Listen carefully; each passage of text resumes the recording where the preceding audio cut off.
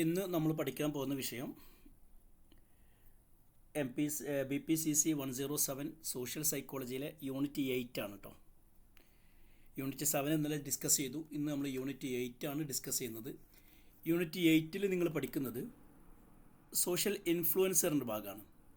എന്താണ് social influence എന്നുള്ളതാണ് ഈ യൂണിറ്റിലൂടെ നിങ്ങൾ പഠിക്കാൻ പോകുന്നത്. ഓക്കെ,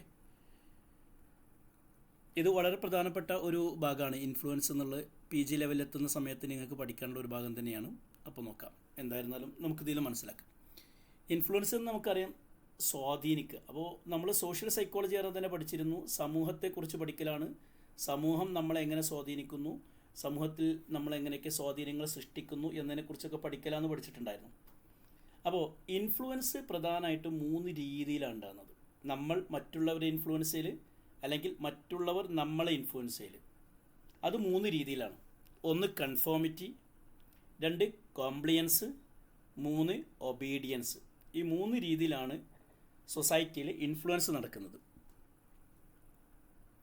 കൺഫോമിറ്റി പറഞ്ഞാൽ എന്താണ്, കോംപ്ലിയൻസ് പറഞ്ഞാൽ എന്താണ്, ഒബീഡിയൻസ് പറഞ്ഞാൽ എന്താണ്, ഓരോന്ന് നമുക്ക് വിശദമായി പഠിക്കാം. കൺഫോമിറ്റിയിലൂടെയും കോംപ്ലിയൻസിലൂടെയും ഒബീഡിയൻസിലൂടെയാണ് സമൂഹത്തിൽ പ്രധാനമായി ഇൻഫ്ലുവൻസ് നടക്കുന്നത്. ഇപ്പോൾ രാഷ്ട്രീയമായ ഇൻഫ്ലുവൻസ് ആട്ടെ, സാമുദായികമായ ഇൻഫ്ലുവൻസ് ആട്ടെ, സാംസ്കാരികമായ ഇൻഫ്ലുവൻസ് ആട്ടെ, നമ്മുടെ ചിന്തയിൽ, നമ്മുടെ കാഴ്ചപ്പാടിൽ, നമ്മുടെ സ്വഭാവത്തിൽ മറ്റുള്ളവർ നമ്മളെ ഇൻഫ്ലുവൻസ് ചെയ്യുന്നുണ്ട്. പരസ്യങ്ങളായിരിക്കാം, അല്ലെങ്കിൽ ചുറ്റുപാടുള്ള സംസ്കാരങ്ങളായിരിക്കാം. അതുപോലെ തന്നെ നമ്മൾ മറ്റുള്ളവരെയും ഇൻഫ്ലുവൻസ് ചെയ്യുന്നുണ്ട്. നമ്മുടെ വാക്കുകൾ, നമ്മുടെ പ്രവർത്തനങ്ങൾ മറ്റുള്ളവരെ ഇൻഫ്ലുവൻസ് ചെയ്യുന്നത്. അപ്പോൾ സമൂഹത്തിൽ നടക്കുന്ന ഒരു സംഭവമാണ് ഈ സ്വാധീനിക്കപ്പെടുക അല്ലെങ്കിൽ സ്വാധീനിക്കുക എന്നുള്ളത്. ഇത് എങ്ങനെയൊക്കെയാണ് നടക്കുന്നത്? പ്രധാനമായും 3 രീതിയിലാണ് നടക്കുന്നത്. Conformity, compliance, obedience. മനസ്സിലായിരുന്നു വിചാരിക്കുന്നു. ഇത് അതിൻ്റെ ഓരോന്നിനെ കുറിച്ച് നമ്മൾ വിശദമായി പഠിക്കുകയാണ് കേട്ടോ. എന്താണ് കൺഫോമിറ്റി, എന്താണ് കോംപ്ലിയൻസ്, എന്താണ് ഒബീഡിയൻസ്, ഇതെങ്ങനെ നടക്കുന്നു എന്നുള്ളത് ബേസിക്കലി നമുക്കിങ്ങനെ മനസ്സിലാക്കാം. സോഷ്യൽ പ്രഷർ എത്രമാത്രം ഉണ്ടോ അതിനനുസരിച്ചാണ് ഈ പറഞ്ഞ സാധനങ്ങളൊക്കെ ഉണ്ടാകുക. അതായത് മുകളിലൊരു ആരോ മാർക്ക് ഉണ്ടല്ലേ, ലെഫ്റ്റിലേക്ക് ഇങ്ങനെ പോയി കഴിഞ്ഞാൽ ഇംപ്ലിസിറ്റ് നോംസ് ആണ്. അതായത് സമൂഹത്തിൽ കുറേ നിയമങ്ങളും നിർദ്ദേശങ്ങളൊക്കെ ഉണ്ട്, കൃത്യമായി എഴുതി വെക്കപ്പെട്ടതുണ്ട്. ഭരണഘടന, ഇപ്പോൾ ഇന്ത്യയിലാകുമ്പോൾ ഇന്ത്യൻ ഭരണഘടന, മുസ്ലിങ്ങളെ സംബന്ധിച്ച് അവരുടെ ഖുർആൻ, ഹദീസ്, ഇനി ഹിന്ദുസിനെ സംബന്ധിച്ച് അവരുടെ മഹാഭാരതം, അല്ലെ സംസ്കൃതികൾ, കേരളത്തെക്കുറിച്ച് കേരളീയ സംസ്കാരങ്ങൾ, ഇങ്ങനെ എഴുതി വെക്കപ്പെടാത്തതും അല്ലാത്തതുമായ കുറേ നിർദ്ദേശങ്ങളൊക്കെ ഉണ്ടാകും. ഇതൊക്കെ നമ്മളെ സ്വാധീനിക്കുന്നുണ്ട്, നമ്മുടെ ജീവിതത്തെ സ്വാധീനിക്കുന്നുണ്ട്. ആ സ്വാധീനിക്കപ്പെടുന്ന രീതികളിൽ ഒന്നാമത്തത്, ഏറ്റവും പ്രധാനപ്പെട്ടത് കൺഫോമിറ്റിയാണ്. കൺഫോമിറ്റി എന്ന് പറഞ്ഞാൽ മൊത്തത്തിൽ ആൾക്കാർ ചെയ്യുന്നതിനനുസരിച്ച് ചെയ്യാനാണ് നമ്മൾ പൊതുവെ താല്പര്യം കാണിക്കുക. മെജോറിറ്റി ആൾക്കാർ എന്ത് ചെയ്യുന്നു, എൻ്റെ ഒപ്പമുള്ളവർ, എൻ്റെ കൂട്ടത്തിലുള്ളവർ, എൻ്റെ സംസ്കാരത്തിലുള്ളവർ, എൻ്റെ ക്ലാസ്സിലുള്ളവർ, ഞാനുമായി ഇടപഴകുന്ന ആൾക്കാരൊക്കെ എന്ത് ചെയ്യുന്നോ അതിനനുസരിച്ച് നമ്മൾ ചെയ്യും. അവരുടെ അഭിപ്രായം നമ്മളെടുക്കും, അവർക്കനുസരിച്ച് നമ്മൾ പോകും, അതിനനുസരിച്ച് നമ്മൾ ഡ്രസ്സ് എടുക്കും. ഇതാണ് കൺഫോമിറ്റി എന്ന്. അപ്പോൾ മെജോറിറ്റി ഗ്രൂപ്പിൻ്റെ നോംസ് അല്ലെങ്കിൽ സോഷ്യൽ നോംസ്, നാട്ടിൽ നടക്കുന്ന നാട്ടുനടപ്പ്, അതനുസരിച്ചായിരിക്കും നമ്മളെ പ്രവർത്തനങ്ങൾ പലപ്പോഴും ഉണ്ടാകുക. അതാണ് കൺഫോമിറ്റി എന്ന്. ഇപ്പോൾ എക്സാമ്പിൾ പറയുകയാണെങ്കിൽ, ഇപ്പോൾ രാത്രി ഒറ്റയ്ക്കാണ് നമ്മൾ വരുന്നത്, വലിയൊരു റോഡ്, കാര്യമായ പ്രശ്നങ്ങളൊന്നുമില്ല, നല്ല മഴ പെയ്യുന്നുണ്ട്, സിഗ്നലൊക്കെ ഉണ്ട്, സിഗ്നൽ റെഡാണ്, ആരും റോട്ടിലില്ല, റോഡ് ക്രോസ് ചെയ്യാനില്ല, വേറെ വണ്ടികളൊന്നും വരുന്നില്ല, അർദ്ധരാത്രിയാണ്, 11 മണിയാണ്, 12 മണിയാണ്, എങ്കിലും സിഗ്നൽ റെഡായി കഴിഞ്ഞാൽ നമ്മൾ ഓടി വന്ന് അവിടെ വണ്ടി നിർത്തും. എന്ത് നിർത്താൻ കാരണം? കൺഫോമിറ്റി. അവിടെ അലിഖിതമായ അല്ലെങ്കിൽ ലിഖിതമായൊരു നിയമമുണ്ട്, സിഗ്നൽ റെഡായ ക്രോസ് ചെയ്യരുത്. അപ്പോൾ നമ്മളെ ആ നിയമം സ്വാധീനിച്ചിട്ടുണ്ട്. അങ്ങനെ എല്ലാവരും പ്രതീക്ഷിക്കുന്ന, എല്ലാവരും ചെയ്യുന്ന അതിനനുസരിച്ച് നമ്മളും ചെയ്തു, വണ്ടി നിർത്തി, എന്നിട്ട് വെയിറ്റ് ചെയ്തു, സിഗ്നൽ പച്ചയപ്പോൾ നമ്മൾ പോയി. അതാണ് കൺഫോമിറ്റി എന്ന് പറഞ്ഞാൽ. എല്ലാവരും ഇപ്പോൾ കല്യാണം കഴിച്ച് കഴിഞ്ഞാൽ, പൊതുവേ കേരളത്തിലൊക്കെ, മലപ്പുറം, കോഴിക്കോട് ഭാഗത്തൊക്കെ കല്യാണം കഴിച്ച് കഴിഞ്ഞാൽ പെണ്ണ് ഭർത്താവിൻ്റെ വീട്ടിൽ താമസിക്കുന്നു, അങ്ങനെ അത്യാവശ്യ കാര്യങ്ങൾക്ക് അവളുടെ വീട്ടിലേക്ക് തിരിച്ചു പോകുന്നു. ഇതാണ് രീതി. പാട്രിയാർക്കൽ എന്ന് പറയും, അല്ലെങ്കിൽ പാട്രിലീനിയൽ. പക്ഷെ ചില സ്ഥലങ്ങളിൽ നേരെ മറിച്ചാണ്. കല്യാണം കഴിച്ച് ഭാര്യ, പെണ്ണിൻ്റെ വീട്ടിൽ തന്നെ ആയിരിക്കും, ഭർത്താവ് അങ്ങോട്ട് വരലായിരിക്കും. അപ്പോൾ നാട്ടിലെ നടപ്പ് എന്താണെങ്കിൽ അതനുസരിച്ചാണ് പൊതുവേ നമ്മൾ ചെയ്യുക. അതാണ് കൺഫോമിറ്റി എന്ന് പറഞ്ഞാൽ. ക്ലാസ്സിൽ മെജോറിറ്റി ആൾക്കാരും എന്താണോ തീരുമാനിക്കുന്നതെങ്കിൽ അതിനനുസരിച്ച് നമ്മളും പോകും. നമുക്ക് ഒരു എതിരഭിപ്രായമൊക്കെ ഉണ്ടാവും, പക്ഷേ ഒറ്റപ്പെട്ടു പോകുമോ, മറ്റുള്ളവരെന്ത് വിചാരിക്കും, മറ്റുള്ളവർക്ക് ഇഷ്ടമുണ്ടാവില്ലല്ലോ എന്ന് എഴുതിയിട്ട് നമ്മളെന്ത് ചെയ്യും, അതിനനുസരിച്ച് ഇങ്ങനെ പോകും. ഇതാണ് കൺഫോമിറ്റി എന്ന്. ഇവിടെ ഒരു ചെറിയ പ്രഷറുണ്ട് സമൂഹത്തിൽ നിന്നും. അത് ഹൊറിസോണ്ടൽ പ്രഷറാണ്, എന്ന് പറഞ്ഞാൽ നമ്മളെപ്പോലെയുള്ള, നമ്മളെ ക്ലാസ്സിലുള്ള, നമ്മളെ നാട്ടിലുള്ള നമ്മളെപ്പോലെയുള്ള ആൾക്കാരുടെ നിന്നും അവരെന്ത് വിചാരിക്കും, അവർക്കെതിരാവൂലേ എന്നൊരു പ്രഷറേ ഉള്ളൂ. മേലെന്നൊരു സുപ്പീരിയർ പവറൊന്നുമല്ല. അപ്പോൾ ഗ്രൂപ്പിൻ്റെ നോംസും സൊസൈറ്റിയുടെ നോംസും ഫോളോ ചെയ്തുകൊണ്ട് പലപ്പോഴും നമ്മൾ എന്ത് ചെയ്യുന്നു, എല്ലാവരും പ്രതീക്ഷിക്കുന്നതിനനുസരിച്ച് നമ്മൾ പെരുമാറുന്നു. ഇങ്ങനെ നമ്മളെ സ്വാധീനിക്കുന്ന ഒരു സംവിധാനം സമൂഹത്തിലുണ്ട്. അപ്പോൾ സമൂഹത്തിലെ സംഘത്തിലെ ഗ്രൂപ്പിൻ്റെ എക്സ്പെക്റ്റേഷൻ അനുസരിച്ച് നമ്മൾ എന്ത് ചെയ്യുന്നു, വശംവദനാവുന്നു. ഇതിന് കൺഫോമിറ്റി എന്ന് പറഞ്ഞു. ഇവിടെ ഇംപ്ലിസിറ്റ് നിയമങ്ങളാണുള്ളത്. അവിടെ പ്രത്യേകിച്ച് ലിഖിതമായ നിയമങ്ങളൊന്നുമില്ല. കല്യാണം കഴിച്ചാൽ ഭാര്യയുടെ വീട്ടിൽ പോയി താമസിക്കണമെന്നോ അല്ലെങ്കിൽ ഭർത്താവിൻ്റെ വീട്ടിൽ താമസിക്കണമെന്നോ അങ്ങനെ നിയമമൊന്നുമില്ല. പക്ഷേ പൊതുവെ അങ്ങനെ എല്ലാവരും ചെയ്യുന്നവൻ. എന്തിനാണ് ഇങ്ങനെ ചെയ്യുന്നത് നമ്മൾ? ആ സമൂഹത്തിൽപ്പെട്ട ഒരാളാകാൻ വേണ്ടി സംഘത്തെ നമ്മൾ കൂട്ടത്തിൽ ഒറ്റപ്പെട്ടു പോകരുത്, കൂട്ടത്തിലൊരാളാകണം. Fit in to be correct. എല്ലാവരും ചെയ്യുന്നത് അതാണെങ്കിൽ നമ്മളും ചെയ്യും, അപ്പോൾ നമ്മൾ ശരിയാകുള്ളൂ എന്നൊരു ധാരണ നമുക്കുണ്ട്. അങ്ങനെ സമൂഹത്തിലെ ചില നാട്ടു നടപ്പുകൾ നമ്മളെ സ്വാധീനിക്കുന്നുണ്ട്. അങ്ങനെ സ്വാധീനിക്കപ്പെടുന്നതിനെ നമ്മൾ കൺഫോമിറ്റി എന്ന് പറയുന്നു. അപ്പോൾ മെജോറിറ്റിക്ക് അനുസരിച്ച് നമ്മൾ വശംവദമായി പോകുന്ന ആ പരിപാടിക്ക് കൺഫോമിറ്റി. നേരെ മറിച്ച് രണ്ടാമത്തൊന്ന് സ്വാധീനങ്ങൾ എന്നത് കോംപ്ലിയൻസ് എന്ന് പറയും. കോംപ്ലിയൻസ് എന്ന് പറഞ്ഞാൽ നേരത്തെ പറഞ്ഞ പോലെ മെജോറിറ്റി അഭിപ്രായം, ഭൂരിപക്ഷത്തിൻ്റെ അല്ലെങ്കിൽ നാട്ടുനടപ്പ് അതല്ല. നേരെ മറിച്ച് നമ്മളുമായി ബന്ധപ്പെട്ട് ഇടപാട് നടത്തുന്ന ഒരു വ്യക്തി, ആ വ്യക്തിയുടെ വാക്കുകൾ കാരണം, വ്യക്തിയുടെ സ്വഭാവം കാരണം, വ്യക്തിയുടെ സ്വാധീനം കാരണം നമ്മൾ സ്വാധീനിക്കപ്പെടുന്നു. വ്യക്തികൾ. അപ്പം നമ്മൾ കാരണം ഒരാൾ അങ്ങോട്ട് അല്ലെങ്കിൽ അയാൾ കാരണം ഇങ്ങോട്ട്. മനസ്സിലായോ? ഇപ്പോൾ ഉദാഹരണം, നമ്മൾ ഷോപ്പിലേക്ക് പോകുന്നു. നമ്മൾ പോകുന്നത് ഇന്ന സാധനങ്ങളൊക്കെ വാങ്ങണം എന്ന് കരുതിയിട്ടാണ്. അപ്പോൾ നമ്മളെ ലിസ്റ്റിലുള്ള 5 സാധനങ്ങൾ, പക്ഷേ അവിടെയുള്ള സെയിൽസ്മാൻ ഭയങ്കര കഴിവുള്ള ആളായതുകൊണ്ട് അയാൾ അങ്ങനെയുണ്ട് ഇങ്ങനെയുണ്ട് എന്നൊക്കെ പറഞ്ഞിട്ട് എന്ത് ചെയ്തു, കുറേ സാധനങ്ങൾ നമ്മളെ കൊണ്ട് വാങ്ങിച്ചു. നമ്മൾ കോംപ്ലിയൻ്റായി. കാരണം മൂപ്പരഞ്ഞ് ഇങ്ങനെ വെറുപ്പിക്കരുതിയിട്ട്. അതല്ലെങ്കിൽ നമ്മൾ സെയിലിന് വേണ്ടി പോവുകയാണ്. നമ്മളൊരു വീട്ടിലേക്ക് സാധനങ്ങൾ കച്ചവടം ചെയ്യാൻ വേണ്ടി പോവുകയാണ്. അപ്പോൾ നമ്മളെ കഴിവെന്താ, സെയിൽസ്മാൻ എന്ന രീതിയിൽ പോവുകയാണ്. ആ വീട്ടിലെ ആൾക്കാർക്ക് വേണമെന്നില്ല, പക്ഷേ പറഞ്ഞ് അവരെ കൊണ്ട് കുറച്ച് സാധനം വാങ്ങിക്കും. എങ്ങനെ ഇപ്പോൾ ഇയാൾ ഇത്ര ഇറങ്ങിയാറായതിൽ വാങ്ങാൻ? ഇത് കോംപ്ലിയൻസ്. നമ്മളെ അവർ സ്വാധീനിച്ചു അല്ലെങ്കിൽ നമ്മൾ അവരെ സ്വാധീനിച്ചു. വ്യക്തി ടു വ്യക്തി സ്വാധീനിക്കുമ്പോൾ അത് കോംപ്ലിയൻസ്. മെജോറിറ്റി താല്പര്യത്തിനനുസരിച്ച് പൊരുത്തപ്പെട്ടു പോകാൻ വേണ്ടിയിട്ട് നമ്മൾ വിഷമമാകുമ്പോൾ കൺഫോമിറ്റി. ഇവിടെ ട്രാൻസാക്ഷൻ നെഗോസിയേഷൻ നടക്കുന്നത്. അതായത് അങ്ങോട്ടേക്കിട്ടും ഞാൻ നീയും നമ്മളെന്ത് ചെയ്യും, ചില കാര്യങ്ങൾ ഭാര്യയോട് കാര്യങ്ങളൊക്കെ പറഞ്ഞ് ബോധ്യപ്പെടുത്തിക്കൊണ്ട് അവരെ നമുക്കനുസരിച്ചാക്കും. അല്ലെങ്കിൽ അവർ നമുക്ക് അങ്ങനെ തളയണ മന്ത്രം എന്നൊക്കെ ഇട്ടില്ലേ, അത് അങ്ങനെയാണ് വീട്ടിൽ പലപ്പോഴും പ്രശ്നങ്ങളുണ്ടായാലേ. ഏതായിരുന്നാലും പറഞ്ഞ് അല്ലെങ്കിൽ എങ്ങനെയെങ്കിലൊക്കെ ആളെ സ്വാധീനിച്ച് അയാളെ നമുക്കനുസരിച്ചാക്കുക, അല്ലെങ്കിൽ നമുക്ക് ഓപ്പോസിറ്റ് ആക്കുക, അല്ലെങ്കിൽ നമ്മൾ അയാൾക്ക് എങ്ങനെ ആകുന്നതിനാണ് കോംപ്ലിയൻസ് എന്ന് പറയുന്നത്. ഇവിടെ എക്സ്പ്ലിസിറ്റ് ആൻഡ് ഡയറക്റ്റ് റിക്വസ്റ്റാണ്. ഡയറക്റ്റ് പറയണം, നിങ്ങളിത് വാങ്ങിക്കോളി, നിങ്ങൾക്ക് ഏറ്റവും സ്യൂട്ട് ഇതാണ്, ഇങ്ങനെയാണെന്നൊക്കെ പറഞ്ഞിട്ട് ഇങ്ങനെ പറഞ്ഞു. ഇവിടെ പ്രധാനമായിട്ടും നമ്മുടെ പിയേഴ്സും അതുപോലെ പ്രൊഫഷണൽസും ആണ് അല്ലേ. ടി വിയിൽ കാണുന്ന പരസ്യങ്ങൾ പലപ്പോഴും തരുന്നു നമ്മളെ സ്വാധീനിക്കുന്നുണ്ട്. കാരണം അയാളൊക്കെ ആ പേന ഉപയോഗിക്കുന്നത്, അല്ലെങ്കിൽ ഓഫീസുകളിലൊക്കെ ഈ പേന ഉപയോഗിക്കുന്നത്, ഇവരൊക്കെ വണ്ടി ഇങ്ങനെ നമ്മളായിട്ട്. ഇവിടെ എന്താണെന്ന് സംഭവിച്ചാൽ നമുക്ക് പറയാം, എൻ്റെ ഡീറ്റെയിലേക്ക് പോകുമ്പോൾ പറയാം. മൂന്നാമത്തെ ഒരു വശം എന്ന് പറഞ്ഞാൽ ഒബീഡിയൻസ് ആണ്. ഒബീഡിയൻസ് എന്ന് പറയുമ്പോൾ ഒരാൾ മേലെയും മറ്റൊരാൾ താഴെയും. ഇപ്പോൾ ടീച്ചേഴ്സ് പറയുമ്പോൾ കുട്ടികൾ എന്ത് ചെയ്യുന്നു, കേൾക്കുന്നു, കൺവിൻസ്ഡ് ആവുന്നു. പാരൻസ് പറയുമ്പോൾ കുട്ടികളത് കേൾക്കുന്നു. അല്ലെങ്കിൽ അധികാരമുള്ള ഒരാൾ, ഡോക്ടർ പറയുമ്പോൾ രോഗി അത് കേൾക്കുന്നു. പോലീസുകാർ പറയുമ്പോൾ നാട്ടിലുള്ള ആൾക്കാരെ കേൾക്കുന്നു. അപ്പോൾ അധികാരം ഉപയോഗിച്ചുകൊണ്ട്, അതോറിറ്റി ഉപയോഗിച്ചുകൊണ്ട് മറ്റുള്ളവരെ സ്വാധീനിക്കുന്നെങ്കിൽ അതിന് ഒബീഡിയൻസ് എന്ന് പറയും. അഥവാ അധികാരത്തിന് വഴങ്ങിയിട്ട് നമ്മൾ എന്ത് ചെയ്യുന്നു, കീഴടങ്ങുന്നു എങ്കിൽ അവിടെ ഒരു വെർട്ടിക്കൽ കമാൻഡ് ഉണ്ട്. മേലെന്ന് കീപ്പോട്ടാണ് അതിൻ്റെ നിർദ്ദേശം വരുന്നത്. അപ്പോൾ കൺഫോമിറ്റിയിൽ ഹൊറിസോണ്ടലാണ്, അഥവാ ഒരേ ലെവലിൽ. കോംപ്ലിയൻസിൽ അങ്ങോട്ടും ഇങ്ങോട്ടുമാണ്. ഇവിടുന്ന് അങ്ങോട്ട് സ്വാധീനിക്കും, അവിടുന്ന് ഇങ്ങോട്ട് സ്വാധീനിക്കും. ഒബീഡിയൻസ് മേലൊന്ന് കീപ്പോട്ടാണ്. ഒരു കുട്ടി SLC കഴിഞ്ഞു, +2 ഏതെടുക്കണം, അല്ലെങ്കിൽ +2 കഴിഞ്ഞു ഡിഗ്രിക്ക് ഏതെടുക്കാൻ തീരുമാനിക്കുന്നത് മിക്കവാറും അവരെ പഠിപ്പിക്കുന്ന ടീച്ചേഴ്സോ പാരൻസോ ഒക്കെ ആയിരിക്കും. അപ്പോൾ അതിന് കീഴടങ്ങിയിട്ട് വന്ന് നിൽക്കുന്നു. ഇങ്ങനെ പോവുകയാണെങ്കിൽ അത് ഒബീഡിയൻസ് ആണ്. ടീച്ചേഴ്സ് പറഞ്ഞതിൻ്റെ പേരിൽ കാര്യങ്ങൾ അങ്ങനെ നിന്നുകൊണ്ട് നാട്ടിൽ നിയമങ്ങളുള്ളത് കൊണ്ടും പോലീസ് സംവിധാനം ഉള്ളതും കോടതി ഉള്ളത് കൊണ്ടൊക്കെ നമ്മൾ ഒതുങ്ങിപ്പോകുന്നു അല്ലേ. അതോറിറ്റി ഫിഗറാണ് അവിടെ സ്വാധീനിക്കുന്നത്. ഇവിടെയും നിയമങ്ങൾ എക്സ്പ്ലിസിറ്റ് ആയിരിക്കും, ഡയറക്റ്റ് കമാൻഡുകൾ ഉണ്ടായിരിക്കും. എന്തിനാണ് അങ്ങനെ നമ്മൾ ചെയ്യുന്നത്, ഒബീഡിയൻ്റ് ആകുന്നത്? ആ സിഗ്നലിൻ്റെ മുന്നിൽ വന്നിട്ട് അവിടെ നിൽക്കുന്നെന്താ, ആരും കാണുന്നില്ല എങ്കിലും, കാരണം ഫൈന് വരും, അല്ലെങ്കിൽ പോലീസുകാർ അവിടെ ഇടയിലൊക്കെ ഉണ്ടാകും. ഉണ്ടെങ്കിൽ നല്ലൊരു എമൗണ്ട് കിട്ടും, അത് പേടിച്ചിട്ടാണ്. പണിഷ്മെൻറ്റ് പ്രയോഗിച്ച് അല്ലെങ്കിൽ നിയമ സംവിധാനം പേടിച്ചിട്ടാണ്. അപ്പോൾ സമൂഹത്തിൽ ഇങ്ങനെ ഒരു ഒതുങ്ങിക്കൂടിയിട്ട്, പറഞ്ഞാൽ സ്വാധീനിക്കപ്പെട്ടതായിട്ട് നമ്മളെ പ്രവർത്തനങ്ങൾ പലപ്പോഴും നമ്മളെ ഇഷ്ടപ്രകാരമല്ല, മറിച്ച് നമ്മളറിയാതെ സ്വാധീനിക്കുന്ന പല വലയങ്ങളും നമുക്ക് ചുറ്റുമുണ്ട്. അതിൽപ്പെട്ടൊന്നാണ് കൺഫോമിറ്റി, അഥവാ നാട്ടുനടപ്പിനനുസരിച്ച് നമ്മൾ ജീവിക്കുന്നു. കോംപ്ലിയൻസ്, നമ്മളെ ഏറ്റവും കൂടുതൽ സ്വാധീനിക്കുന്ന വ്യക്തിക്കനുസരിച്ച്, അല്ലെങ്കിൽ നമുക്ക് ഏറ്റവും കൂടുതൽ സ്വാധീനിക്കാൻ പറ്റുന്ന വ്യക്തിയെ നമ്മൾ അങ്ങോട്ട് സ്വാധീനിക്കുന്നു. അല്ലെങ്കിൽ ഒബീഡിയൻസ്, ഭരണഘടന അല്ലെങ്കിൽ നിയമ സംവിധാനം, ഇതിനൊക്കെ നമ്മൾ അതോറിറ്റിയെ നമ്മൾ കീഴടങ്ങുന്നു. ഓക്കെ, ഇത് നേരത്തെ പറഞ്ഞ സാധനത്തിന് ഒന്നും കൂടി എക്സ്പ്ലിസിറ്റ് ആയിട്ട് പറയാമെന്നുള്ളൂ.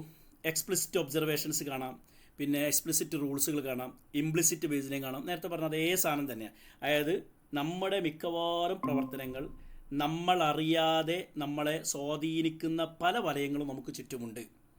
ഇൻവിൻസിബിൾ എൻവയോൺമെൻറ്റ് എന്ന് പറഞ്ഞാൽ, എൻവയോൺമെൻറ്റ് എന്ന് പറഞ്ഞാൽ നമ്മുടെ ചുറ്റുപാട്, നമ്മുടെ കുടുംബം, നമ്മുടെ സംസ്കാരം, നമ്മുടെ നാട്ടിലെ ഭരണം, ഗവൺമെൻറ് സിസ്റ്റം, പോലീസ് സിസ്റ്റം, കോടതി സംവിധാനം, ഇങ്ങനെയുള്ള എല്ലാ സാധനവും നമ്മുടെ പ്രവർത്തനങ്ങളെ സ്വാധീനിക്കുന്നുണ്ട്. അപ്പോൾ ചില കാര്യങ്ങളൊക്കെ വളരെ കൃത്യമായി എഴുതി, ഇപ്പോൾ ഭരണഘടന അനുസരിച്ച് എന്ന് പറയുമ്പോൾ അത് ഡിസ്ക്രിപ്റ്റീവാണ് അല്ലേ. ബൈലോ അനുസരിച്ച് കാര്യങ്ങൾ നടക്കുള്ളൂ എന്ന് പറയുമ്പോൾ ഡിസ്ക്രിപ്റ്റീവ്, നിയമം കൃത്യമായി പറഞ്ഞിട്ടുണ്ടാവും. എന്നാൽ ചിലയിടത്ത് അങ്ങനെ നിയമം പറഞ്ഞിട്ടൊന്നും ഉണ്ടാവില്ല, അങ്ങനത്തെ ഇൻജങ്ക്റ്റീവ് ആയിരിക്കും, പ്രതീക്ഷിക്കുകയാണ്. ഉദാഹരണം നേരത്തെ പറഞ്ഞു, കല്യാണം കഴിച്ചാൽ മിക്കവാറും ഭാര്യ ആ പെണ്ണ് ഭർത്താവിൻ്റെ വീട്ടിൽ പോയി താമസിക്കുന്നു. അവിടെ വല്ല നിയമമുണ്ടോ? നിയമമൊന്നുമില്ല, പക്ഷെ എന്താണ് പൊതുവേ എല്ലാവരും ചെയ്യുന്ന അതാണ്. ഒരു ഇൻജങ്ക്റ്റീവാണ്, പ്രതീക്ഷിക്കപ്പെടുന്നതാണ്. ഓക്കെ, അല്ലെങ്കിൽ നമ്മളെന്ത് ചെയ്യും, ഹോസ്പിറ്റലിലൊക്കെ പോയി കഴിഞ്ഞാൽ മരുന്ന് വാങ്ങുന്ന സ്ഥലത്ത് ലൈനായിട്ട് അങ്ങ് നിൽക്കുന്നുണ്ടാവും. അപ്പോൾ എന്താ ലൈൻ നിൽക്കാൻ കാരണം? മറ്റുള്ളവരൊക്കെ നിൽക്കുന്നുണ്ട്, അപ്പോൾ നമ്മൾ നിൽക്കുക തന്നെ. പാസ്പോർട്ട് ഇപ്പോൾ നമ്മൾ യാത്രയൊക്കെ ചെയ്യുന്ന സമയത്ത് ഇമിഗ്രേഷൻ അവിടെ എത്തിക്കഴിഞ്ഞാൽ ലൈൻ അറിയാതെ ലൈൻ നിൽക്കും. ആ ഫ്ലൈറ്റിൽ നിന്ന് ഇങ്ങനെ ഇറങ്ങി വന്ന് ഇങ്ങനെ ലൈന്, എന്താ എല്ലാവരോടും ലൈൻ നിൽക്കുന്നുണ്ട്. അപ്പോൾ നമ്മൾക്കും അവിടെ നിയമമൊന്നുമില്ലെങ്കിലും, ലിഖിതമായ നിയമമൊന്നും ഇല്ല എങ്കിലും നമ്മളെന്ത് ചെയ്യുന്നു. അപ്പോൾ നമ്മുടെ പ്രവർത്തനത്തെ ഇൻജങ്ക്റ്റീവായിട്ട്, അഥവാ നമ്മളറിയാതെ എഴുതി വെക്കപ്പെടാത്ത ചില നിയമങ്ങളും സംവിധാനങ്ങളും സ്വാധീനിക്കുന്നുണ്ട്.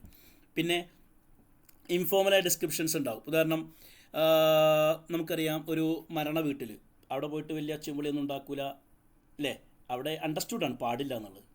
അവിടെ മ്യൂസിക്കും ഡാൻസും ഒന്നും ഉണ്ടാവില്ല, അതിൻ്റെ വേദിയല്ല. അപ്പം നാട്ടിൽ നടപ്പതാണ്. അതേസമയം ഒരു ഓണസദ്യയോ അല്ലെങ്കിൽ ഒരു വിഷുവിൻ്റെ സദ്യയൊക്കെ ഉണ്ടാകുന്ന സമയത്ത് അവിടെ ഇങ്ങനെ എല്ലാവരും ഉണ്ടായിരിക്കുമോ? ഇല്ല, അവിടെ ഒച്ചിമ്പുള്ളി മറ്റൊക്കെ ഉണ്ടാവും, ഓണപ്പരിപാടി കേട്ടോ, സദ്യ എന്നുള്ളതല്ല.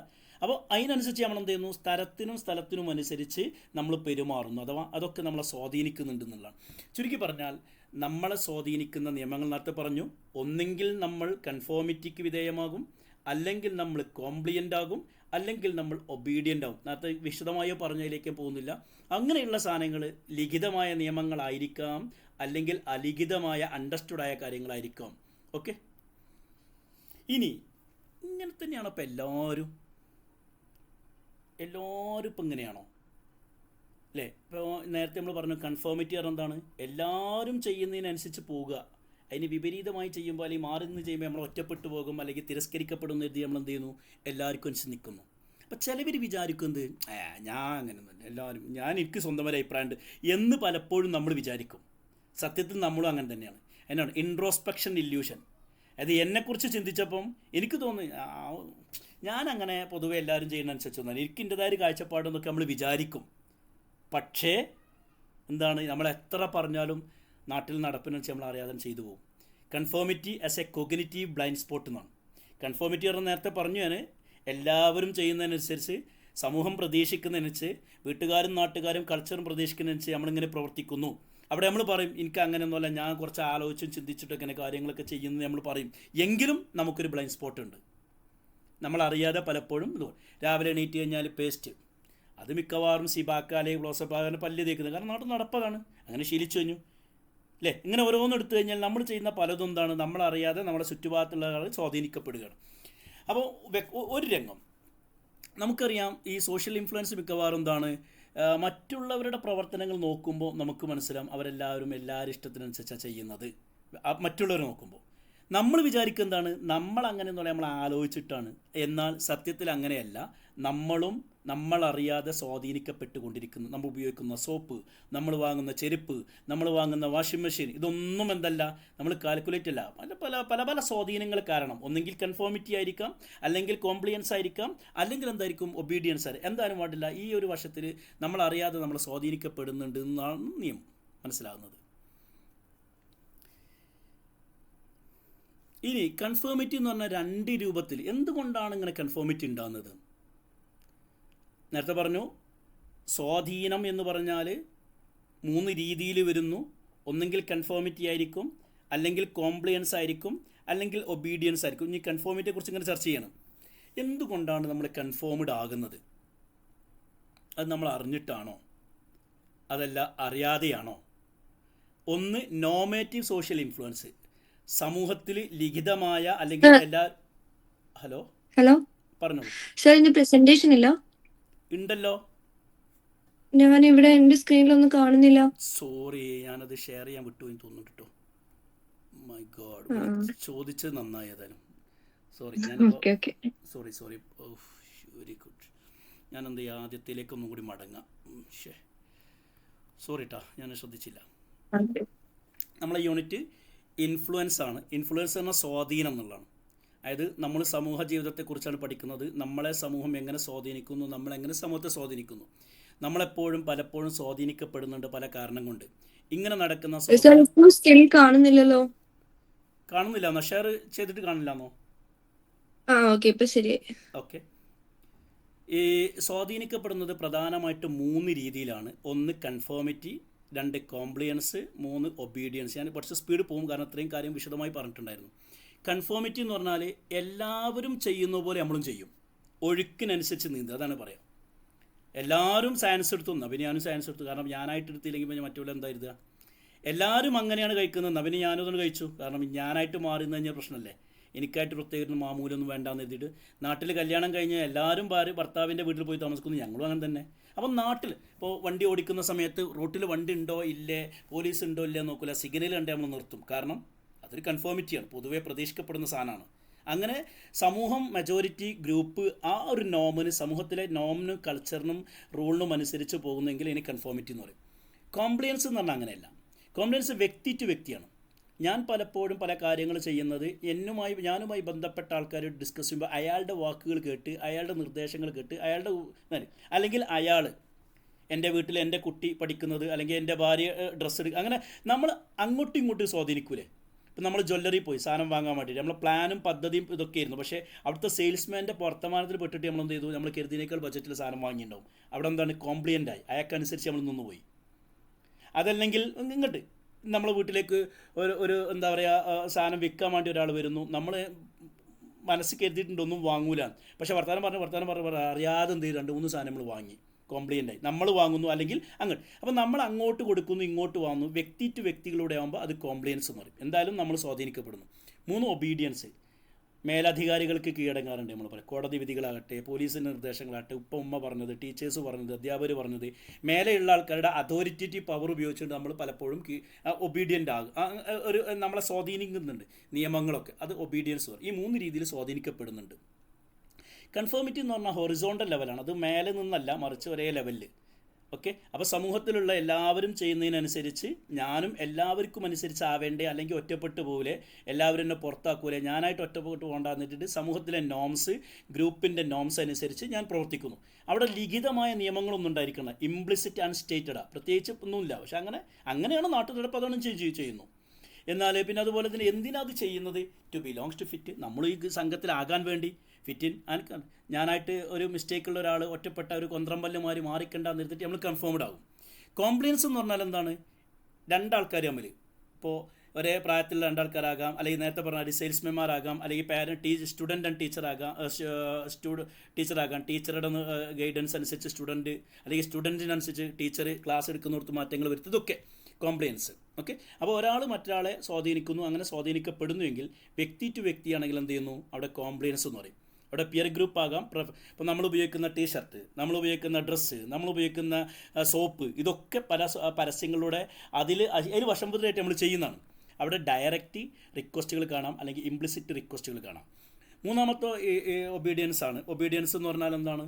നിയമത്തിന് വിധേയമായിട്ട് അതോറിറ്റേറ്റീവ് ഫിഗർ, മേലുള്ള ആൾക്കാർ പറയുന്നതിനനുസരിച്ചാണ് നമ്മൾ പലപ്പോഴും ചെയ്യുന്നത്.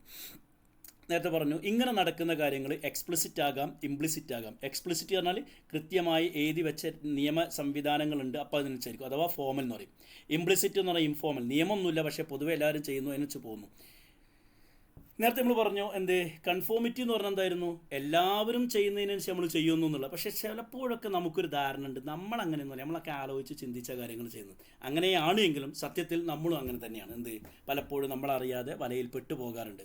ഞാനത് വാങ്ങൂല എന്നൊക്കെ കരുതും, പക്ഷേ എല്ലാവരും വാങ്ങിയപ്പോൾ നമ്മളോട് വാങ്ങും. ഇനിയിപ്പോൾ ഞാനായിട്ട് വാങ്ങാതിരിക്കണം. അപ്പോൾ നമുക്കൊരു ബ്ലൈൻഡ് സ്പോട്ട് ഉണ്ട്. അതിനെക്കുറിച്ചാണ് പറഞ്ഞത്.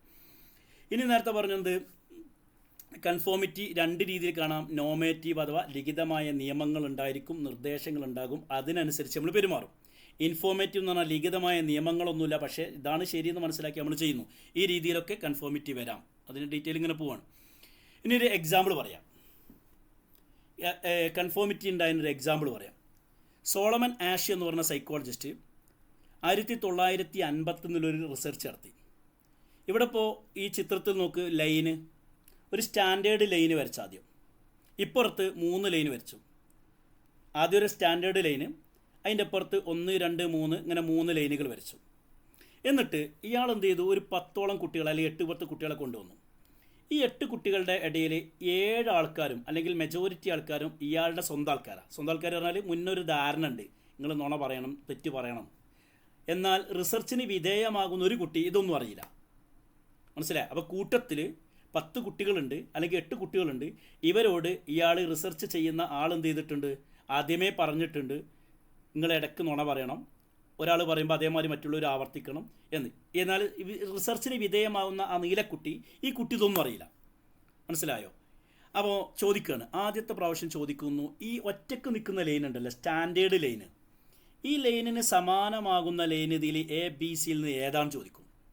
അപ്പോൾ ഈ മറ്റുള്ള കുട്ടികൾ, നമ്മളെ ടെസ്റ്റിന് വിധേയമാകാത്ത ഈ റിസർച്ച് ചെയ്യുന്ന ആളുടെ ഒരു വിശ്വസ്തന്മാരായ അവർ എന്ത് ചെയ്യും, ആദ്യം ശരിയായ ഉത്തരം പറയും. അപ്പോൾ ഈ നീലയും എന്ത് ചെയ്യും, ശരിയായ ഉത്തരം പറയും. വീണ്ടും ഇങ്ങനെ കറക്കി വരുമ്പോൾ ഈ പറഞ്ഞ ഈ റിസർച്ചിന് വിധേയമാകുന്ന കുട്ടി കൺഫ്യൂസ്ഡ് ആവും എന്ന് പറഞ്ഞാൽ മറ്റൊരു ഇങ്ങനെ നുണ പറയും. മറ്റൊരു നുണ പറയുമ്പോൾ 7 ആൾക്കാർ എന്ത് ചെയ്യും, ആദ്യം B ആണ് സ്റ്റാൻഡേർഡ് ലൈനിന് സമാനമായതെന്ന് പറയും. അപ്പോൾ ബാക്കിയുള്ളവരൊക്കെ ഇങ്ങനെ ആവർത്തിക്കും. അപ്പോൾ അവന് കൺഫ്യൂഷൻ, ഇത് തന്നെയാണോ. അപ്പോൾ ഞാനായിട്ട് ഒറ്റപ്പെടേണ്ടെന്ന് എഴുതിയിട്ടുണ്ട്, ഓനും B പറയും. അപ്പോൾ സത്യത്തിൽ എന്താണ്, B അല്ല എന്നുള്ള ഓനെ അറിയാം.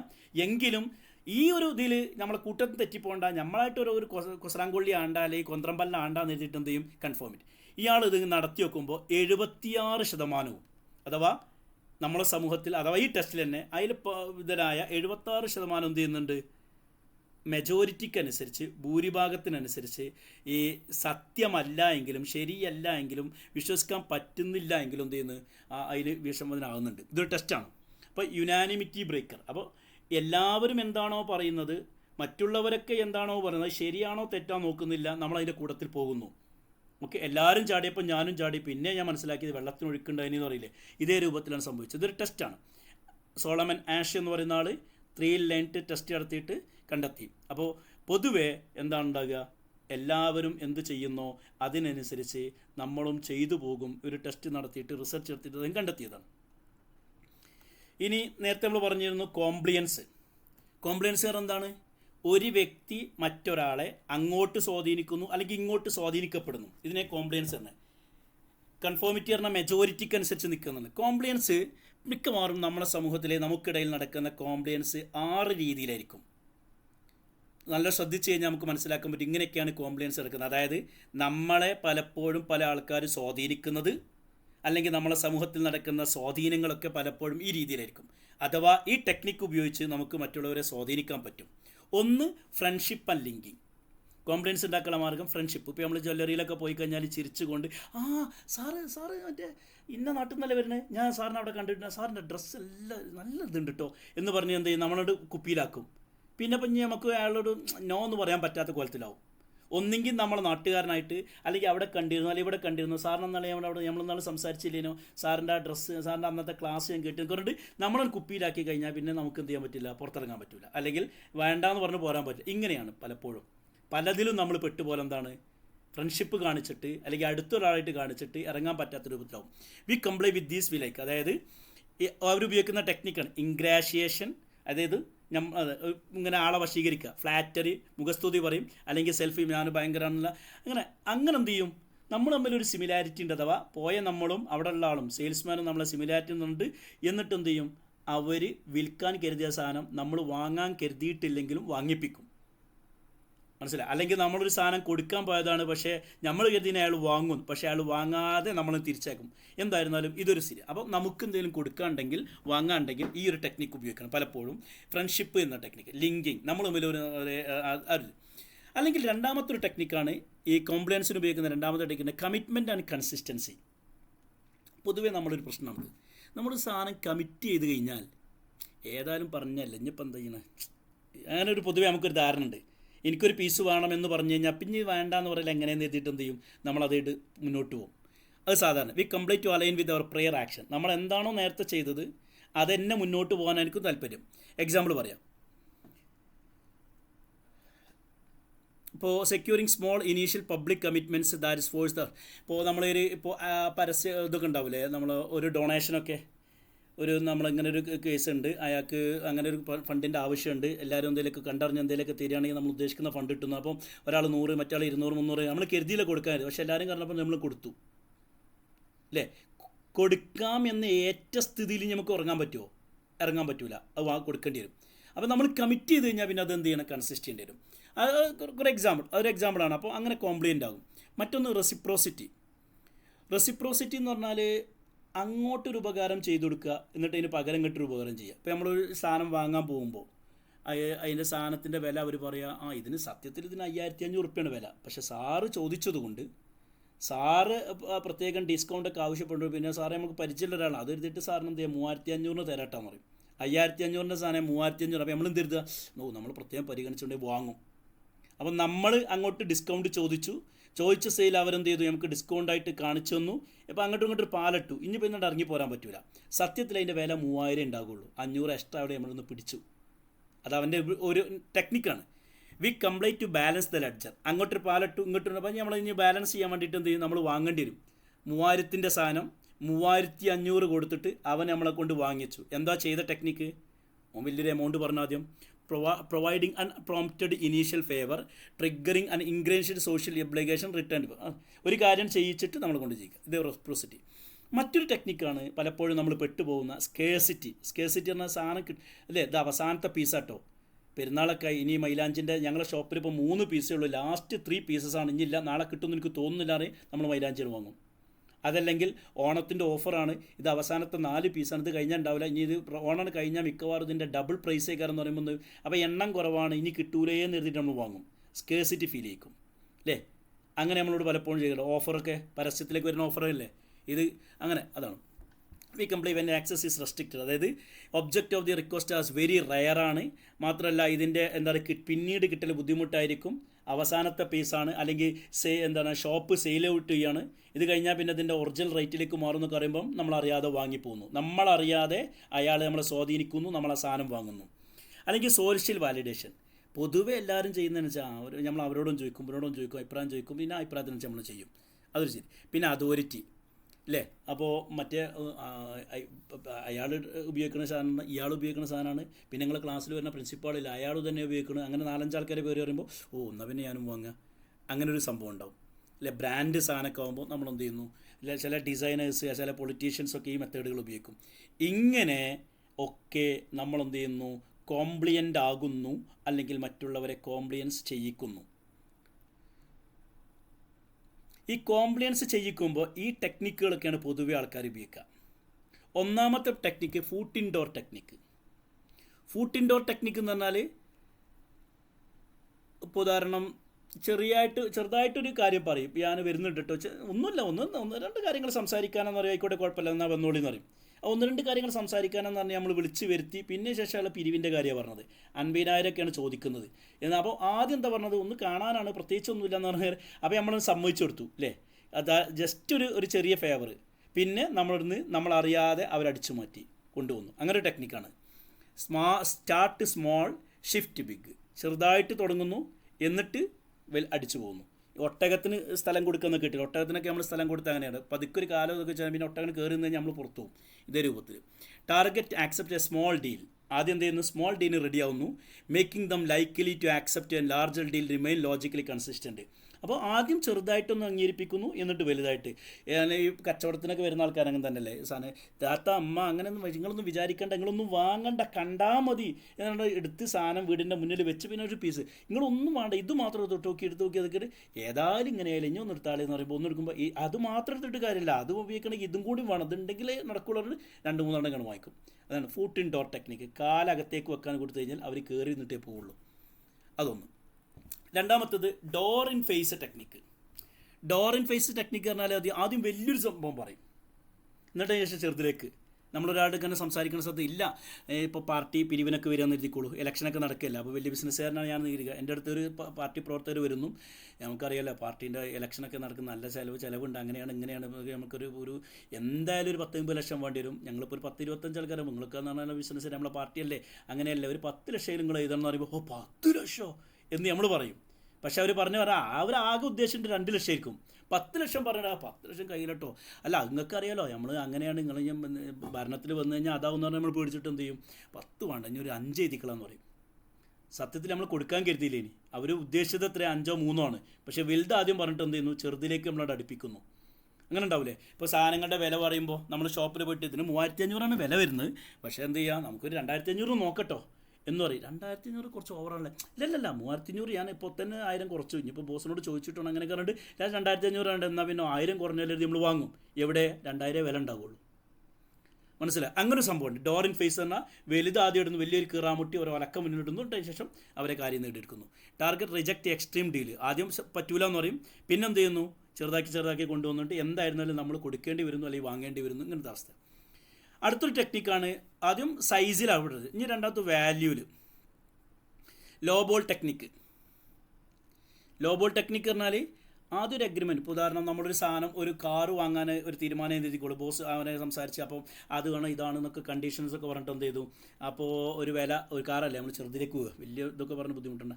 ഒരു വാഷിംഗ് മെഷീൻ, അപ്പോൾ നമ്മൾ മനസ്സിലാക്കിയപ്പോൾ ഒരു വാഷിംഗ് മെഷീൻ പറഞ്ഞനുസരിച്ച് ഒരു 15,000-16,000 ഉള്ളിൽ കിട്ടും എന്നുള്ളതാണ്.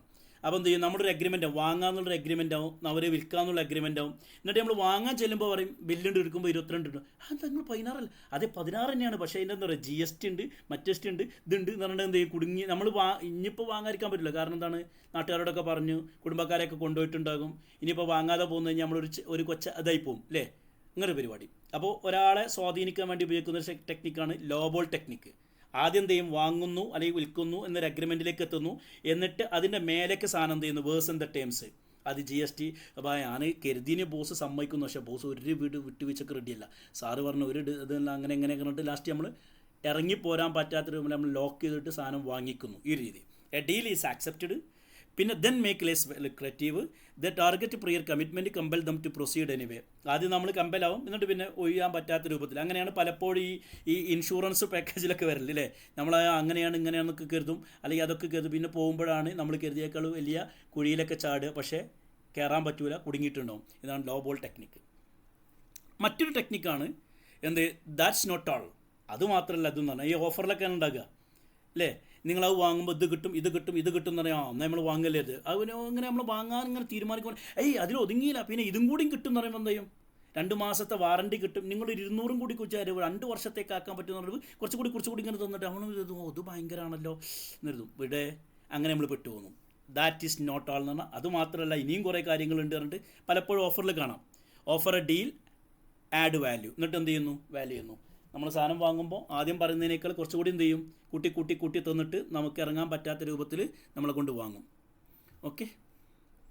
പിന്നെ പ്ലേയിങ് ഹാർഡ് ടു ഗെറ്റ്, അതന്നെ, ഇത് കിട്ടാൻ സാധ്യതയല്ല, ഇത് ലാസ്റ്റ് പീസാണ്, ഇനി നമ്മളുടെ നിന്നല്ലാതെ ഇത് കിട്ടൂലട്ടോ എന്നൊക്കെ പറഞ്ഞിട്ട് എന്ത് ചെയ്യുന്നു, നമ്മളെ കൊണ്ട് വാങ്ങിപ്പിക്കുന്ന രീതി. ഡെഡ് ലൈൻ ടെക്നിക്ക്, ഇതാണ് അവസാനത്തത്. ഡെഡ് ലൈൻ ടെക്നിക്ക് പറഞ്ഞാൽ ആകെ 4 ദിവസം കൂടി ബാക്കിയുള്ളൂ കേട്ടോ, ഈ മാസാവസാനത്തോട് കൂടെ ഈ ഓഫർ അവസാനിക്കും.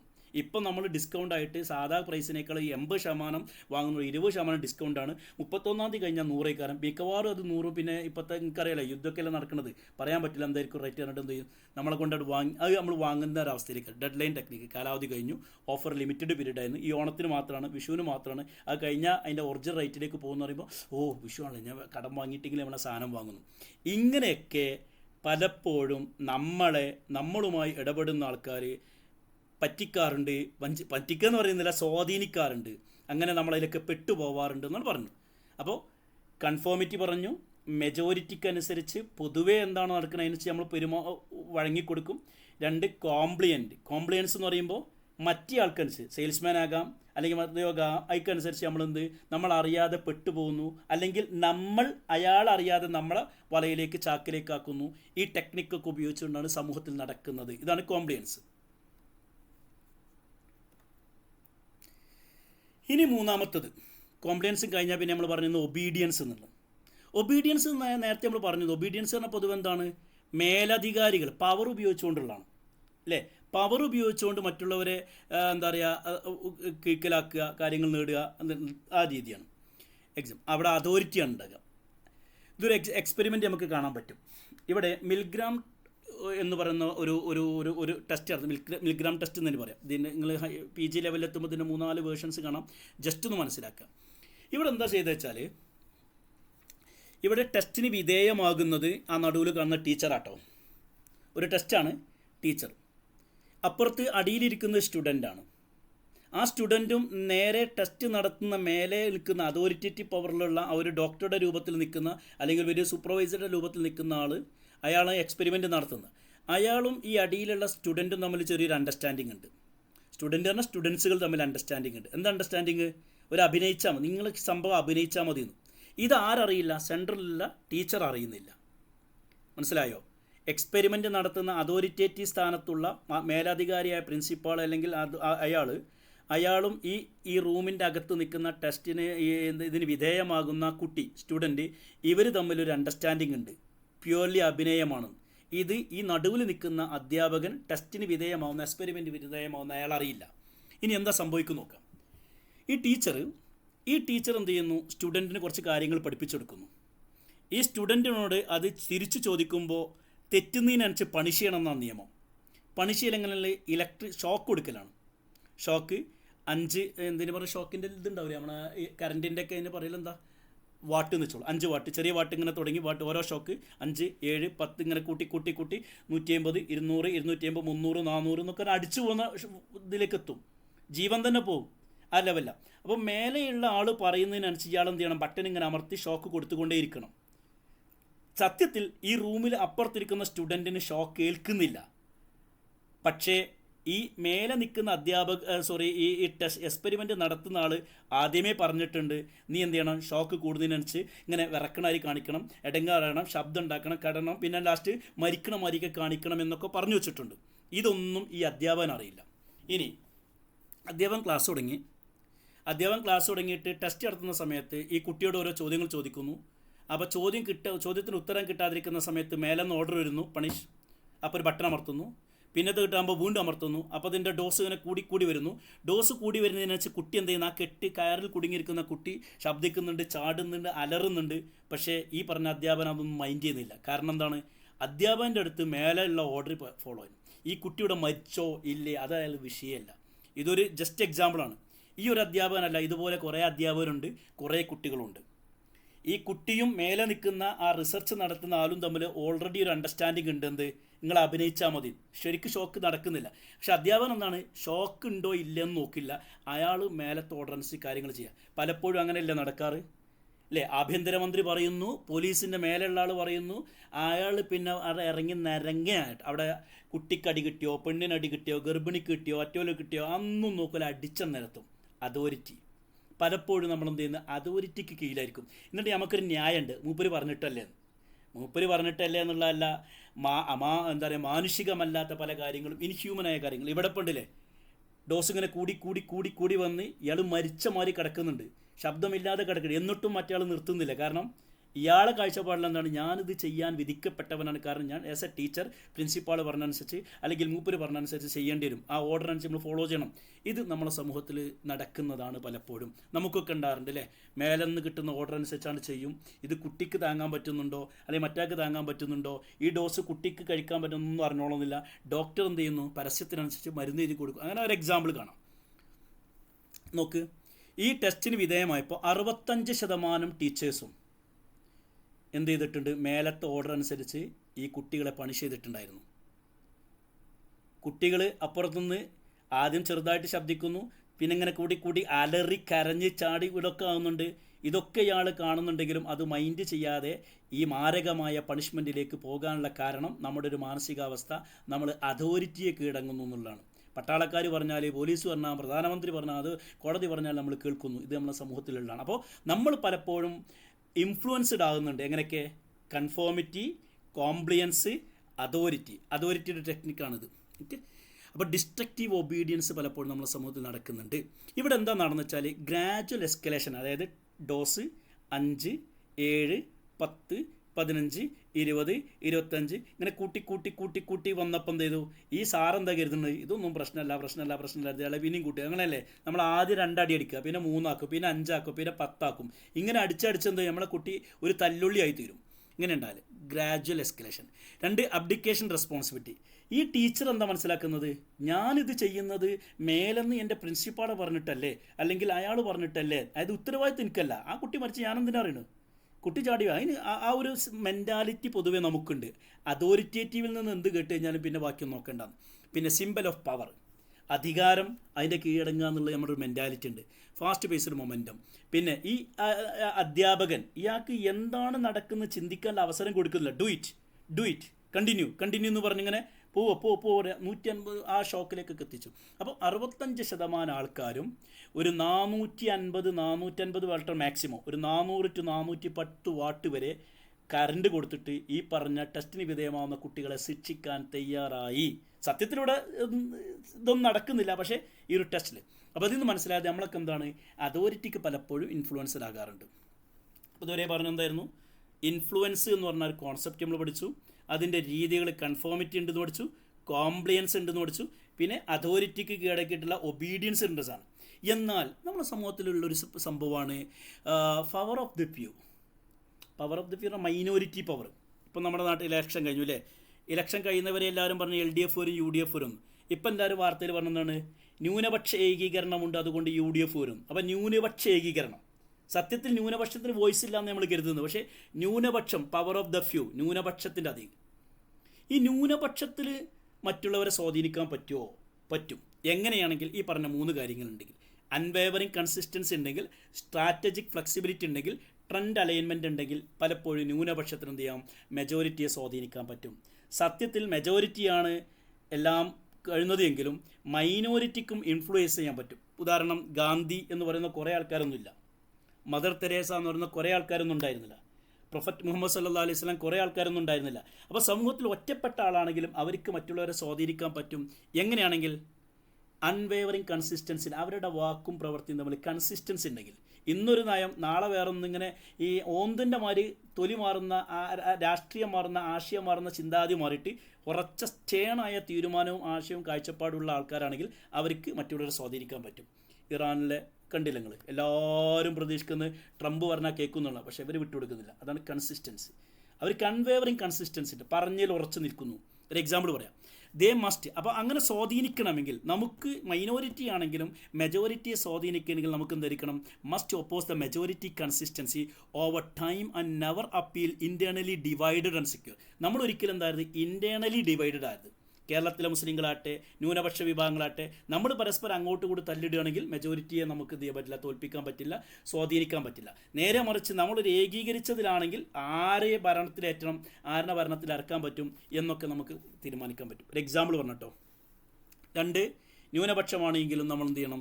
സ്വാധീനിക്കുക. 2 സ്ട്രാറ്റജിക് ഫ്ലൈ. നമ്മളൊരു ഇരുമ്പോലൊക്കെ മാതിരി ഉറച്ച സാധനമായിരുന്നു. പിന്നെ സ്ട്രാറ്റജിക്കലി ഫ്ലെക്സിബിൾ ആയിരിക്കണം. നമുക്കൊരു ഫ്ലെക്സിബിലിറ്റി വേണം. നമ്മൾ ഒരു ക്ലാസ്സിൽ 15 കുട്ടികൾ ഒരു ആശയക്കാരും 50 കുട്ടികൾ മറ്റേ ആശയക്കാരാണെങ്കിൽ ഈ 15ന് 50നെ സ്വാധീനിക്കാൻ പറ്റിയപ്പോൾ ഈ 15 എപ്പോഴും കൃത്യമായി ഒരേ നിലപാട് സ്വീകരിച്ചിട്ടുണ്ടെങ്കിൽ മറ്റുള്ളത് ഇത്. അപ്പം മാത്രമല്ല സ്ട്രാറ്റജിക്കലി ആയിരിക്കണം. നമ്മൾ ഒരു അന്ധമായ നയങ്ങളായിരുന്നു, മറിച്ച് സന്ദർഭവും സാഹചര്യവും ഇതും വരും വരായികളൊക്കെ നോക്കിയിട്ട്, ലാഭനഷ്ടങ്ങളൊക്കെ നോക്കിയിട്ട് നമ്മൾ ഇടപെടാൻ പറ്റും. സ്ട്രാറ്റജിക്കലി ഇടപെട്ടിരുന്നു ഗാന്ധിജി. അതുകൊണ്ടാണ് ഗാന്ധിജിക്ക് മറ്റുള്ളവർ സ്വാധീനിക്കാൻ പറ്റിയത്. സ്ട്രാറ്റജിക്കലി ഇടപെട്ടിട്ടുണ്ടായിരുന്നു ഈ പറയപ്പെട്ട നേതാക്കന്മാരൊക്കെ. ട്രെൻഡ് അലൈൻമെൻറ്റ്, ട്രെൻഡിനോട് നമ്മൾ അലൈന. എന്താണ് മെജോറിറ്റി ട്രെൻഡ്, എന്താണ് സമൂഹത്തിൻ്റെ പ്രതീക്ഷ, എന്താണ്, അതിനനുസരിച്ച് എന്ത് ചെയ്യണം? നമ്മൾ അലൈൻ ചെയ്യണം നമ്മുടെ വിഷനും മിഷനും. ഇങ്ങനെയൊക്കെയാണെങ്കിൽ മൈനോറിറ്റിക്കും മെജോറിറ്റിയെ സ്വാധീനിക്കാൻ കഴിയും. ഇൻഫ്ലുവൻസിൻ്റെ ഒരു കോൺസെപ്റ്റ്. ഇങ്ങനെ പലപ്പോഴും ഇൻഫ്ലുവൻസ്, കോംപ്ലിയൻസ് അല്ലെങ്കിൽ ഒബീഡിയൻസ് ഒക്കെ ഉണ്ടെങ്കിലും നമുക്ക് ഡിഫൻസും ഉണ്ടാകും. എന്തുകൊണ്ട് പലപ്പോഴും നമ്മൾ ഡിഫൻഡഡ് ആകുന്നു? റെസിസ്റ്റൻസ്, ചേഞ്ചിന് വിധേയമാകാതെ സ്വാധീനിക്കപ്പെടാതെ പോകുന്നു. അതിനെന്താ മാർഗം? അത് 2 രീതിയിൽ കാണാം. ഇൻറ്റേർണൽ ഡിഫൻസുകൾ കാണാം, എക്സ്റ്റേണൽ ഡിഫൻസുകൾ കാണാം. ഇൻറ്റേർണൽ ഡിഫൻസ് പറഞ്ഞാൽ നമ്മുടെ ഉള്ളിൻ്റെ ഉള്ളിൽ അല്ലേ? അതായത് എല്ലാവരും ഒരേ കോഴ്സിന് പോയപ്പോൾ ഞാനായിട്ട് പോയില്ല, കാരണം എനിക്ക് എൻ്റെതായ ഒരു കാഴ്ചപ്പാടുണ്ട്. എല്ലാവരും ഒരു പാർട്ടിക്ക് വോട്ട് ചെയ്തപ്പോൾ ഞാൻ വോട്ട് ചെയ്തില്ല, കാരണം എനിക്ക് എൻ്റെതായ ഒരു ആശയമുണ്ട്. അപ്പോൾ ഇൻറ്റേർണൽ ഡിഫൻസ്, എനിക്കെന്താണ്? ഞാനാണ്, എനിക്ക് എൻ്റെതായ കാഴ്ചപ്പാട്, എനിക്ക് എൻ്റെതായ വ്യക്തിത്വമുണ്ട്, എനിക്ക് എൻ്റെതായ ഒരു നയങ്ങളുണ്ട് എന്ന് ഉറച്ച് പറയാൻ പറ്റുന്ന ആൾക്കാർക്ക് എന്ത് ചെയ്യാൻ പറ്റും? റെസിസ്റ്റ് ചെയ്യാൻ പറ്റും അല്ലേ? നമ്മളിപ്പോൾ ഒരു ടൂറ് പോകുകയെന്ന് എഴുതിക്കോളൂ, അല്ലെ സ്കൂളിൽ നിന്ന് ഒരു പരിപാടി നടക്കുകയെന്ന് എഴുതിക്കോളൂ, നമ്മുടെ ആശയത്തോട് യോജിക്കാത്ത, സംസ്കാരത്തോട് യോജിക്കാത്ത കാര്യം അവിടെ നടക്കുകയാണെങ്കിൽ നമ്മളതിൽ കൂത്താടേണ്ട ആവശ്യമൊന്നുമില്ല. കാരണം എനിക്ക് എക്സിസ്റ്റൻസ് ഉണ്ട്, എനിക്ക് എൻ്റെതായ ഒരു ഇൻഡിവിജ്വാലിറ്റി ഉണ്ടെങ്കിൽ. പക്ഷെ അതില്ലെങ്കിലോ എല്ലാവർക്കും ശമ്പളം ചെയ്യും. ഇത് ചെയ്യാൻ പാടില്ല. ഇൻറ്റേർണൽ ഡിഫൻസ് നമുക്കുണ്ട് സ്വന്തം. ഇപ്പോൾ എല്ലാവരും പ്രയറിൻ്റെ ടൈമായിട്ട് ആരും പ്രയറില്ല. ഞാനായിട്ട് ഇപ്പോൾ നിസ്കരിച്ചാൽ ഞാൻ എന്താ ഒരു എന്ത് വിചാരിക്കണത്? ഞാൻ ഇത്രയും കാലം നിസ്കരിച്ചു, ഇനിയിപ്പോൾ നിസ്കരിച്ചാൽ എന്ത് സംഭവിക്കും? നിസ്കരിക്കുക തന്നെ. ഇങ്ങനെ ആയിരിക്കണം. Need for individuals. എനിക്ക് എൻ്റെതായ ഒരു കാഴ്ചപ്പാടുണ്ട്. Maintaining personal control. നമുക്ക് നമ്മളെ തന്നെ കൺട്രോൾ ചെയ്യാൻ പറ്റും. നമ്മളെന്താണ്, ഒഴുക്കിനനുസരിച്ച് അവനും കുടിക്കുന്നുണ്ട്, അവനും ആടുണ്ട്, ഇവനും ആടുണ്ട്, ഇവൾ മറ്റവൻ്റെ മടിയിലിരിക്കണം, അങ്ങനെയൊന്നുമില്ല. എനിക്ക് എൻ്റെതായ ഒരു നിലപാടുണ്ട് എന്നതിലിരിക്കണം. Ethnic reflection. നമുക്ക് നമ്മുടേതായ എത്തിക്കൽ, നമുക്ക് നമ്മുടെ ഒരു വാല്യൂ, നമ്മുടേതായ നമ്മൾ ജീവിച്ചു വന്ന, നമ്മൾ ഫോളോ ചെയ്യുന്ന ഒരു സംസ്കാരമുണ്ട്. കേരളീയ സംസ്കാരമുണ്ട്, അല്ലെങ്കിൽ മുസ്ലിം സംസ്കാരമുണ്ട്, അല്ലെങ്കിൽ നമുക്ക് മലയാളികളുടെ ഒരു സംസ്കാരമുണ്ട്. ഇത് ഫോളോ, അങ്ങനെ നമ്മൾ ഉറച്ചു നിൽക്കുകയാണെങ്കിൽ, നമ്മുടേതായ ഒരു ഇതുണ്ടെങ്കിൽ നമുക്ക് എന്ത് ചെയ്യാൻ പലപ്പോഴും വിധേയമാകാതിരിക്കാൻ പറ്റും. ഇപ്പോൾ ഷോപ്പിൽ പോകുന്ന സമയത്ത് നമുക്കൊരു കാഴ്ചപ്പാടുണ്ട്, ഇന്നതേ വാങ്ങൂ, ഇത്ര വരെ ബജറ്റുള്ളൂ. പക്ഷേ അങ്ങനെയൊന്നും ഇല്ലെങ്കിൽ എന്താവും, അയാൾ പറഞ്ഞതിന് വെച്ചാൽ നമ്മൾ വാങ്ങി പോരും. പിന്നെ ആലോചിക്കുക, എടാ ഞാൻ പോയത് പക്ഷെ വാങ്ങിയതാണ്. കാരണം നമുക്കെന്തില്ല, സ്വന്തമായി കാഴ്ചപ്പാടുണ്ടായിരുന്നില്ല. അത് വേണമെന്നുള്ളതാണ്. ഇത്രയും കാര്യങ്ങളൊക്കെയാണ് ഇതിൽ നമുക്ക് പഠിക്കാനുണ്ടായിരുന്നത്. അപ്പോൾ ഇത്രയും വിഷയങ്ങളാണ് നമുക്ക് ഈ യൂണിറ്റിലൂടെ പഠിക്കാനുള്ളത്. പ്രധാനമായിട്ട് പഠിക്കേണ്ട കോൺസെപ്റ്റ് ഇത്രയേ ഉള്ളൂ. ഇൻഫ്ലുവൻസ് എന്ന കോൺസെപ്റ്റ് പഠിക്കണം. കാരണം ഇങ്ങനെയുള്ള കുറേ കോൺസെപ്റ്റുകളെ കുറിച്ച് പഠിക്കലാണ് സോഷ്യൽ സൈക്കോളജി. ഇത് നമ്മുടെ സമൂഹത്തിൽ നടമാടിക്കൊണ്ടിരിക്കുന്ന സാധനമാണ്. ഇൻഫ്ലുവൻസ് പ്രധാനമായിട്ടും കൺഫോമിറ്റി, കോംപ്ലിയൻസ്, ഒബീഡിയൻസ്, ഈ 3 രീതിയിലുണ്ടാണ്. ഇത് കഴിഞ്ഞ് കഴിഞ്ഞാൽ അടുത്ത് അഗ്രഷൻ എന്ന സാധനം പഠിക്കും. പിന്നെ ഇങ്ങനെ ഓരോന്ന് പോകും. അപ്പോൾ ഇത്രയും കാര്യങ്ങൾ മനസ്സിലായിട്ട് ഞാൻ വിചാരിക്കുന്നു. എന്തെങ്കിലും ഡൗട്ടുകൾ ഉണ്ടെങ്കിൽ ചോദിക്കാം. ഓക്കെ അല്ലേ? ഞാനിവിടെ ക്ലോസ് ചെയ്യാം കേട്ടോ.